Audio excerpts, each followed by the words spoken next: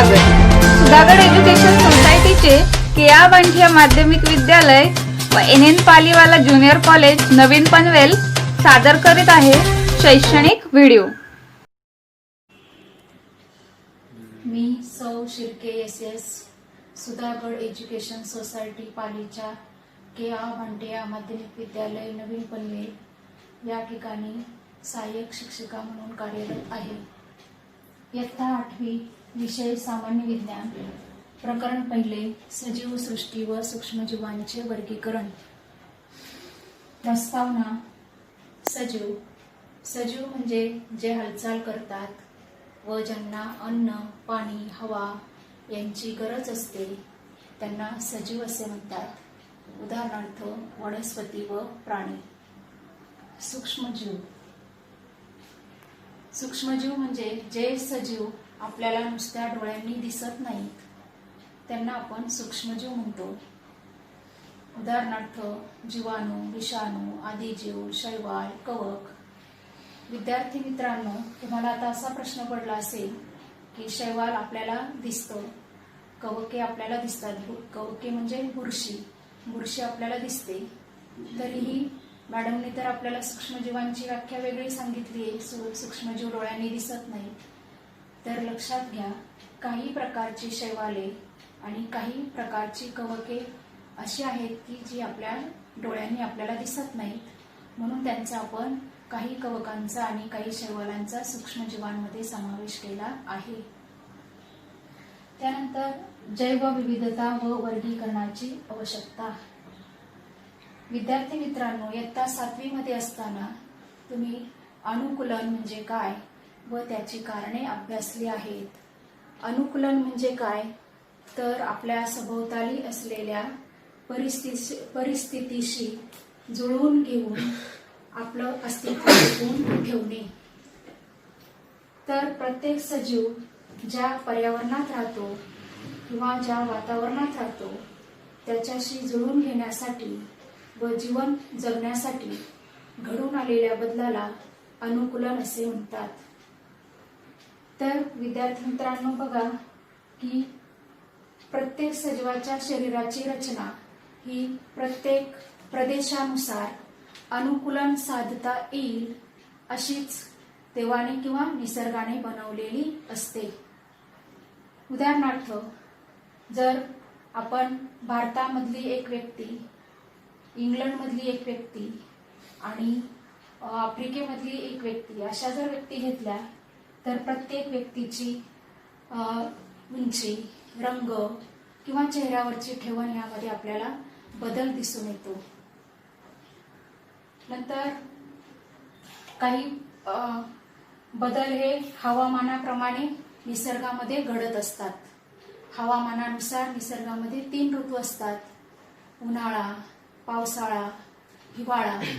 तर उन्हाळ्यामध्ये आपण अनुकूलन साधण्यासाठी छत्री वापरतो, सुती कपडे घालतो. त्यानंतर आपल्या आहारामध्ये सुद्धा बदल करतो. त्याचप्रमाणे पावसाळ्यामध्ये आपण अनुकूलन साधण्यासाठी म्हणजे आपले संरक्षण करण्यासाठी आपण छत्री, रेनकोट अशा वस्तू वापरतो. नंतर थंडीमध्ये आपण आपलं संरक्षण करण्यासाठी म्हणजेच अनुकूलन साधण्यासाठी आपण गरम कपडे वापरतो, स्वेटर, मफलर अशी गरम कपडे वापरतो, रग वगैरे. म्हणजेच आपण निसर्गाशी अनुकूलन साधत असतो. यावरून आपल्या लक्षात येते की अनुकूलनाची कारणे भौगोलिक प्रदेश, आपल्या अन्नग्रहणाच्या सवयी, त्याचप्रमाणे संरक्षण ही कारणे आहेत. जैवविविधता. तर बघा, आपल्या सभोवताली अनेक सजीव आढळतात. 2011 साली जेव्हा जनगणना झाली तेव्हा त्या जनगणनेमध्ये पृथ्वीवरील जमीन व समुद्र या सर्व ठिकाणी मिळून जवळपास 87 दशलक्ष सजीवांच्या जाती ज्ञात झालेल्या आहेत, माहिती झालेल्या आहेत, आढळून आलेल्या आहेत. तर विद्यार्थी मित्रांनो, हे लक्षात घ्या की 87 दशलक्ष सजीव नाही आहेत, तर 87 दशलक्ष सजीवांच्या जाती आहेत. उदाहरणार्थ, जात म्हणजे काय, तर मानव ही एक जात आहे. आपण जर दुसरं उदाहरण घेतलं तर हत्ती ही एक जात आहे, कुत्रा ही एक जात आहे. हे आपण लक्षात घ्या. आणि आपल्याला माहिती आहे की आपल्या भारत देशाची लोकसंख्या 2011 साली तर अजून 2011 साली आपल्या भारत देशाची लोकसंख्या जवळपास 121 कोटी होती. आता 2020 साली आपली जनगणना होणार होती, पण कोरोनामुळे काही जनगणना झालेली नाही. त्यामुळे आपल्या भारत देशाच्या जनगणनेचा किंवा जगातील जनगणनेचा आकडा आपण सांगू शकत नाही. पण लक्षात घ्या की मानवजातच निसर्गामध्ये किती मोठ्या संख्येने आहे. त्याचप्रमाणे हत्ती आपण उदाहरण घेतलं, हत्तींच्याही भरपूर जाती आहेत. आणि हत्ती काय एकाच प्रदेशामध्ये किंवा एकाच भागामध्ये आढळत नाही, तर वेगवेगळ्या ठिकाणी आढळतात. आणि वेगवेगळ्या ठिकाणी आढळतात तशी अनुकूलन साधण्यासाठी त्यांच्या शरीराची रचनाही वेगवेगळी असते, म्हणजे त्यांच्यामध्ये सुद्धा खूप प्रकार आढळून येतात. त्याचप्रमाणे कुत्र्याचं उदाहरण तर अगदी तुमच्या डोळ्यासमोर आहे. हे आपण भरपूर प्रकारची कुत्री बघतो. रस्त्यावर फिरणारी कुत्री वेगळी असतात, पुन्हा पाळलेली कुत्री त्यांचा तर आकार वेगळा असतो, रंग वेगळा असतो, उंची वेगळी असते. काही खूप बुटकी असतात, काही खूप उंच असतात. अशा प्रकारे कुत्र्यांच्या पण भरपूर, कुत्रा ही एक जात आहे आणि त्यांच्यामध्ये पण आणखी भरपूर प्रकार आहेत. आणि म्हणून आपल्या सभोवताली असंख्य सजीव आहेत हे आपल्या लक्षात येतं. आणि म्हणून जैवविविधता म्हणजे काय, तर पृथ्वीवर अस्तित्वात असलेल्या सजीवांमधील विविधता म्हणजेच जैवविविधता. आता एवढ्या मोठ्या प्रचंड संख्येने जर सजीव असतील तर त्यांचा अभ्यास करणे कठीण आहे. आणि म्हणून या सजीवांचा अभ्यास करण्यासाठी त्यांचे गटात वर्गीकरण करण्याची गरज भासू लागली. आणि मग सजीवातील साम्य व भेद लक्षात घेऊन, साम्य म्हणजे सारखेपणा, भेद म्हणजे फरक, सजीवातील साम्य व भेद लक्षात घेऊन सजीवांचे गट व उपगट करण्यात आले. सजीवांचे गट व उपगट करण्याच्या प्रक्रियेला जैविक वर्गीकरण असे म्हणतात. सजीवांच्या वर्गीकरणाचा अभ्यास अनेक शास्त्रज्ञांनी केला. त्यापैकी सजीवांच्या वर्गीकरणाच्या काही शास्त्रज्ञांच्या वर्गीकरण पद्धती आपण पाहूया. इसवी सन 1735 मध्ये कार्ल लिनियस या शास्त्रज्ञांनी सजीवांचे वनस्पती व प्राणी अशा 2 सृष्टींमध्ये वर्गीकरण केले. त्याचप्रमाणे इसवी सन 1866 मध्ये हेकेल या शास्त्रज्ञांनी सजीवांचे प्रोटिस्टा, वनस्पती व प्राणी अशा 3 सृष्टीमध्ये वर्गीकरण केले. त्यानंतर इसवी सन 1925 मध्ये चॅटन या शास्त्रज्ञांनी सजीवांचे फक्त 2 गटात वर्गीकरण केले, ते म्हणजे आदिकेंद्रकी व दृश्य केंद्रकी. त्यानंतर कोपलँड या शास्त्रज्ञांनी इसवी सन 1938 मध्ये सजीवांचे मोनेरा, प्रोटिस्टा, वनस्पती व प्राणी अशा 4 सृष्टींमध्ये वर्गीकरण केले. त्यानंतर रॉबर्ट हार्डिंग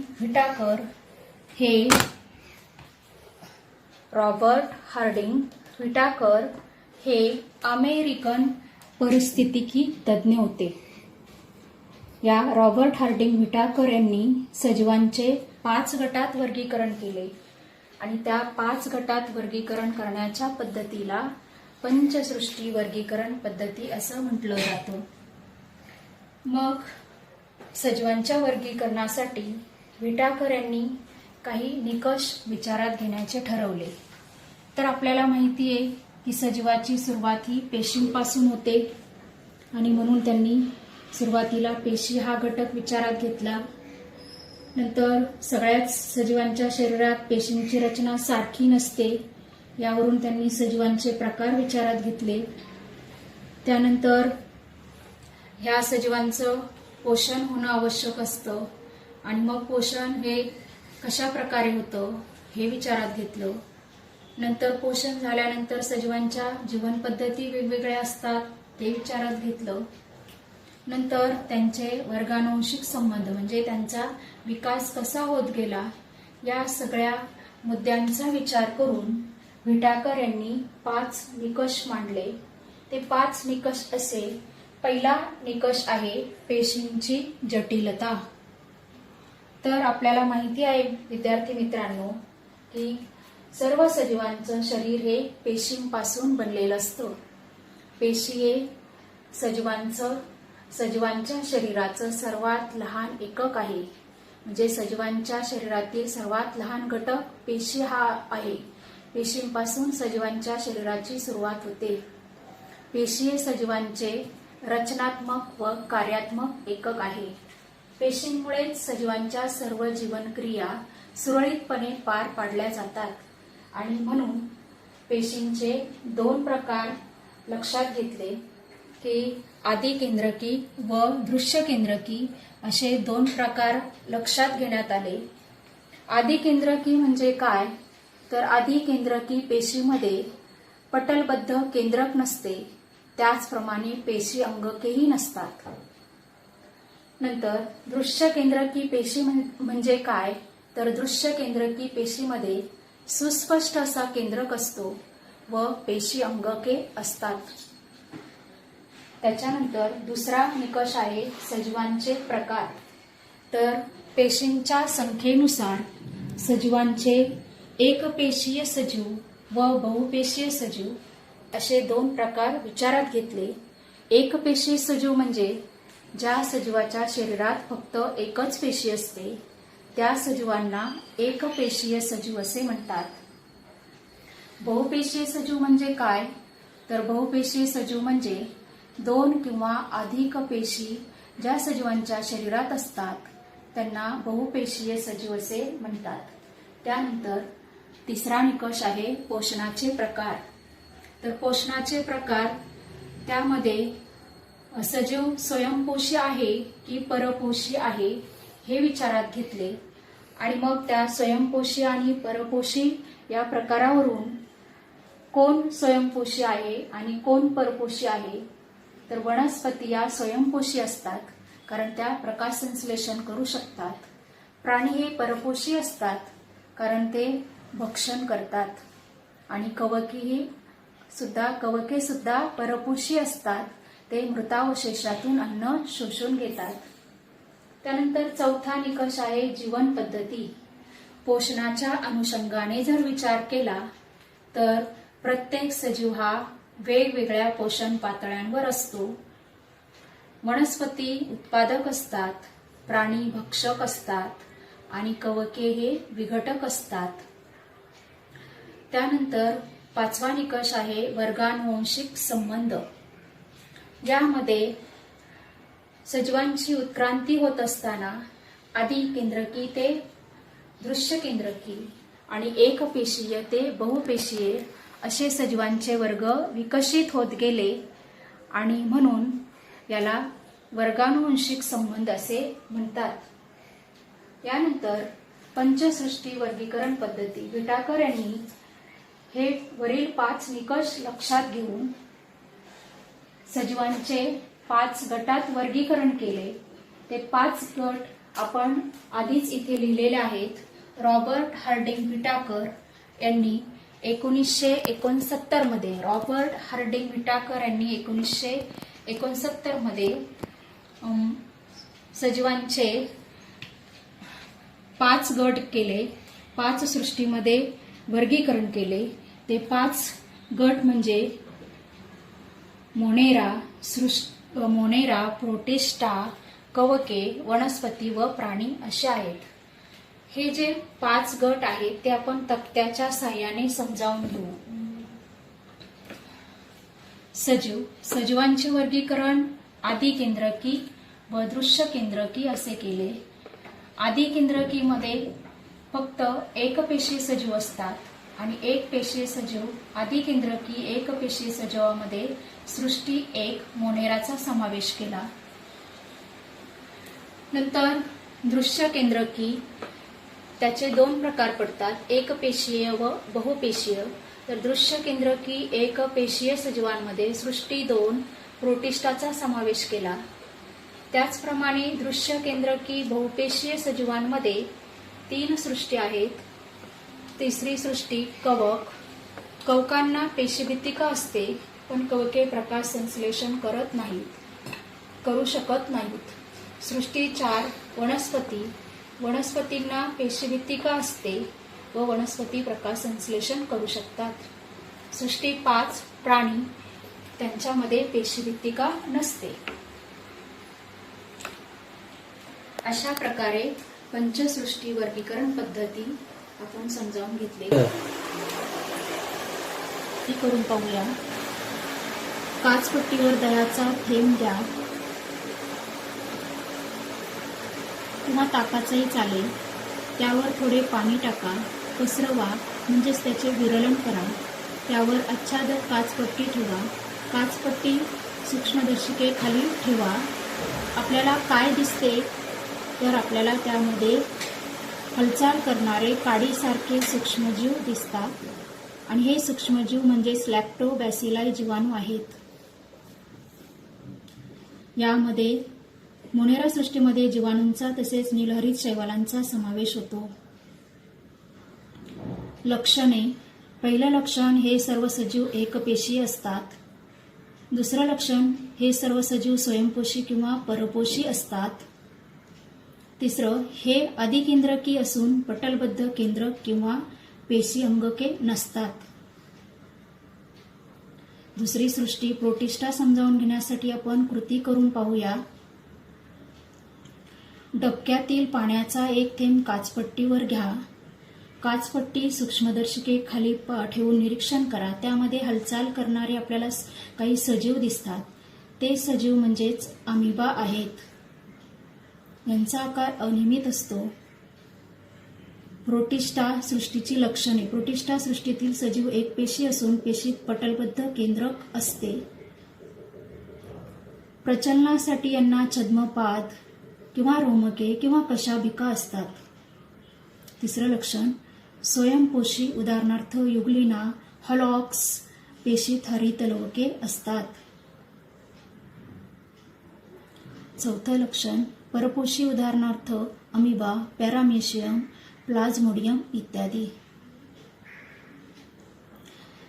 तिसरी सृष्टी कवक. याचा अभ्यास करण्यासाठी समजावून घेण्यासाठी आपण कृती करून पाहूया. एक पावाचा किंवा भाकरीचा तुकडा घ्या. तो ओलसर करा. एका डब्बीमध्ये झाकून ठेवा. 2-3 दिवसांनी उघडून पहा. त्यावर आपल्याला काय दिसते तर त्यावर आपल्याला बुरशी आलेली दिसते. पांढरं कापसासारखा भाग दिसतो, त्याला आपण बुरशी म्हणतो. ते बुरशीचे काही तंतू सूक्ष्मदर्शिकेखाली ठेवा. आपल्याला काय दिसते तर आपल्याला बुरशी दिसते. पहिलं लक्षण आहे कवक सृष्टीत परपोषी, असंश्लेषी व दृश्य केंद्रकी सजीवांचा समावेश होतो. दुसरं लक्षण आहे बहुसंख्य कवके मृतोपजीवी आहेत. कुजलेल्या कार्बनी पदार्थावर ते जगतात.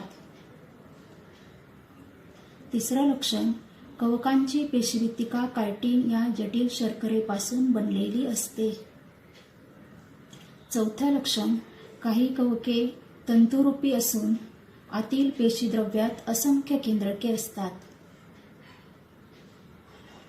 5वं कवक, किण्व, बेकर्स ईस्ट, बुरशी, पेनिसिलियम ॲस्परजिलस, मक्याच्या कणसावरील बुरशी, पेनिसिलियम, भूछत्र, मशरूम. 5वं. त्यानंतर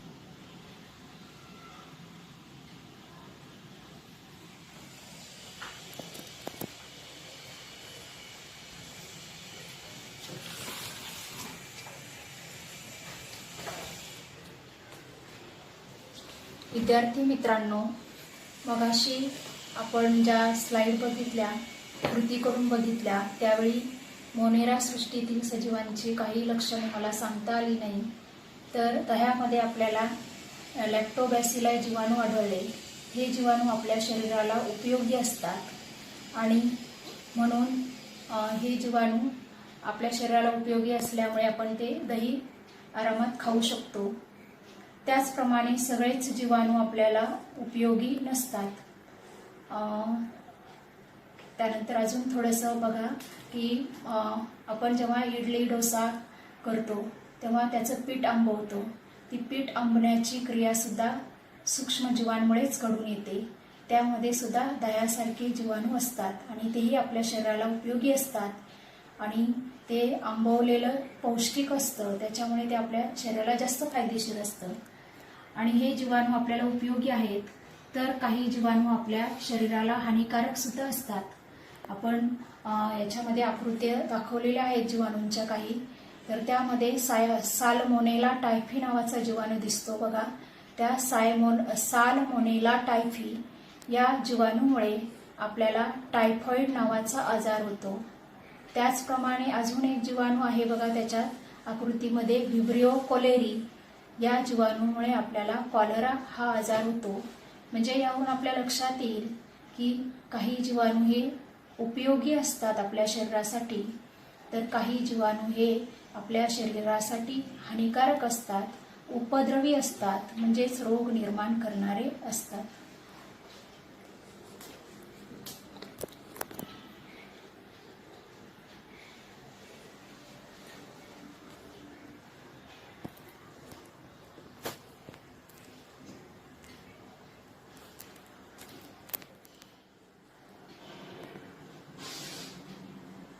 विटाकर यांच्यानंतर अनेक पद्धतीने वर्गीकरण करण्यात आली, तरीही आज अनेक शास्त्रज्ञ त्यांच्या वर्गीकरणालाच प्रमाण मानतात. हे या पद्धतीचे मोठे यश आहे. विटाकर यांच्या वर्गीकरण पद्धतीतील गुणदोष स्पष्ट करा. प्रथम आपण विटाकर पद्धतीचे गुण पाहूया. 1 नंबर ही विटाकर यांनी जे वर्गीकरण केले आहे ते शास्त्रीय दृष्टीने योग्य असे आहे. 2, त्यांनी आदिकेंद्रकी सजीवांना वेगळ्या गटात टाकले, कारण आदिकेंद्रकी सजीवे इतर सजीवांपेक्षा निराळे असतात, म्हणून हा समावेश योग्य ठरतो. 3, एकपेशीय दृश्यकेंद्रकी सजीवांचा समावेश सृष्टी प्रोटिस्टामध्ये केला, त्यामुळे युग्लिनासारख्या वादग्रस्त सजीवाचे नेमके वर्गीकरण करता आले. 4, युग्लिनामध्ये हरितद्रव्य असल्यामुळे ते वनस्पतीप्रमाणे प्रकाश संश्लेषण करते. त्याचप्रमाणे त्याला प्रचलनाचे अवयव असल्यामुळे त्याचा समावेश पूर्वी आदिजीव या प्राणी वर्गात केला जात असे. त्यानंतर 5, कवके ही मृतोपजीवी असतात.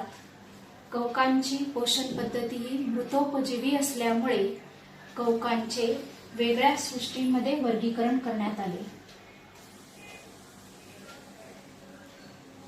वर्गीकरण पद्धतीनुसार पेशींची जटिलता, पोषणाचा प्रकार, जीवन पद्धती, वर्गानुवंशिक संबंध या बाबी लक्षात घेण्यात आल्या आणि म्हणून ही वर्गीकरण पद्धती अचूक ठरते.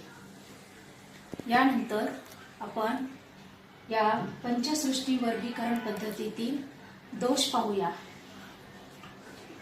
पहिला दोष, मोनेरा व प्रोटिस्टा या दोन्ही सृष्टीमध्ये स्वयंपोषी व परपोषी या दोन्ही प्रकारच्या सजीवांचा समावेश करण्यात आला. त्याचप्रमाणे त्यामध्ये काही सजीवांना पेशीभित्तिका असते तर काहींना नसते. त्यानंतर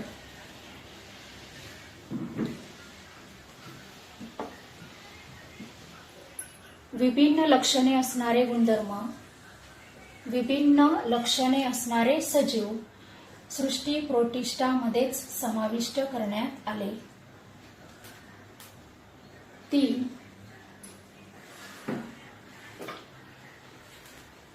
कवके, वनस्पती व प्राणी यांच्या उत्क्रांतीच्या सुरुवातीच्या सजीवांचा उल्लेख यामध्ये करण्यात आला नाही. उदाहरणार्थ, प्राणी या सृष्टीमध्ये पूर्वी अमिबा या सजीवाचा उल्लेख केला जात असे, तो करायला हवा होता याबद्दल संदेह निर्माण होतो. त्याचप्रमाणे शैवाल जर एकपेशीय सजीवामध्ये समाविष्ट केले आणि जे बहुपेशीय सजीव आहे ते जर वनस्पती पेशीमध्ये समाविष्ट केले तर यामध्ये संदेह निर्माण होतो. कारण शैवालामध्ये एकपेशीय शैवाल असो किंवा बहुपेशीय शैवाल असो यामध्ये बरेचसे साम्य असते, परंतु विटाकर यांच्या वर्गीकरण पद्धतीनुसार ही दोन्ही शैवाले दूरच्या गटात टाकण्यात आली. हा याच्यामध्ये दोष आहे. त्याचप्रमाणे हलॉक्स व क्लॅमिडोमोनास यांचा प्रोटिस्टा या सृष्टीमध्ये समावेश करण्यात आला नाही. आणि शेवटचा दोष की विटाकर यांच्या वर्गीकरण पद्धतीमध्ये विषाणूंचा कुठेही उल्लेख आलेला नाही. हा एक वादाचाच प्रश्न आहे. अशा प्रकारे आपण या तक्त्याचा आधार घेऊन आपण पंचसृष्टी वर्गीकरण पद्धतीच्या तक्त्याचा आधार घेऊन विटाकर यांच्या वर्गीकरण पद्धतीतील गुण दोष स्पष्ट केलेले आहेत. आपले हक्काचे मराठी चॅनल रायगड ओवी न्यूज चॅनल सदैव आपल्यासोबत. रायगड ओवी न्यूज चॅनल नेहमी पाहत रहा. लाईक करा, सबस्क्राईब करा आणि बेल आयकॉनवर क्लिक करायला विसरू नका.